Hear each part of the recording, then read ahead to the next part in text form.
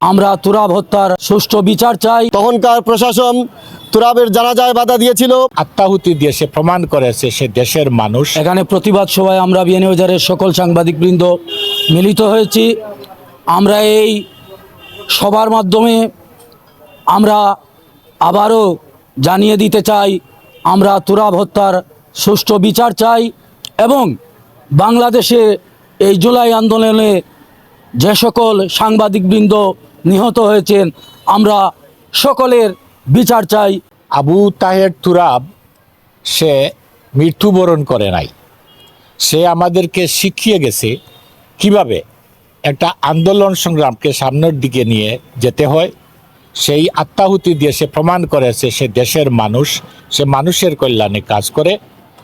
তার এই মৃত্যু নয়, এই মৃত্যু ক্ষতি নয় তার মৃত্যুর সাধনে।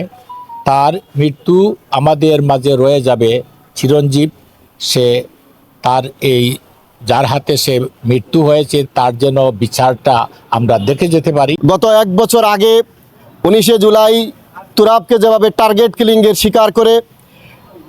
কিলিং করে যেভাবে হত্যা করা হয়েছে আমরা তীব্র নিন্দা জানাই। তুরাবের মৃত্যুর 1 বছর পরও তার বিচার প্রক্রিয়া আমরা সেভাবে গতি দেখতে পাচ্ছি না।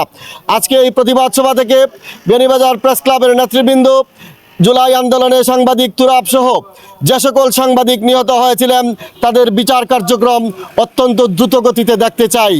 আমরা দেখতে চাই তুরাবকে যারা টার্গেট কিলিং করে হত্যা করেছে তারা যেন দৃষ্টান্তমূলক সাজা পায়, দৃষ্টান্তমূলক শাস্তি পায়। জাতির সকল মৌলিক কার্যক্রমে, জাতির সকল মৌলিক আন্দোলনে আমরা সবসময় একাত্ম ছিলাম, আমরা ভবিষ্যতেও একাত্মতা পোষণ করছি। আমরা সরকারকে দাবি জানাই যে অতি দ্রুত তুরাব হত্যার বিচার করতে হবে এবং এই বিচার যতদিন পর্যন্ত না হবে আমরা বিয়ানীবাজার প্রেস ক্লাবের নেতৃবৃন্দ, বিয়ানীবাজারের সকল গণমাধ্যম কর্মীবৃন্দ আমরা রাজপথে সোচ্চার থাকব। SRI TV, your voice, your media.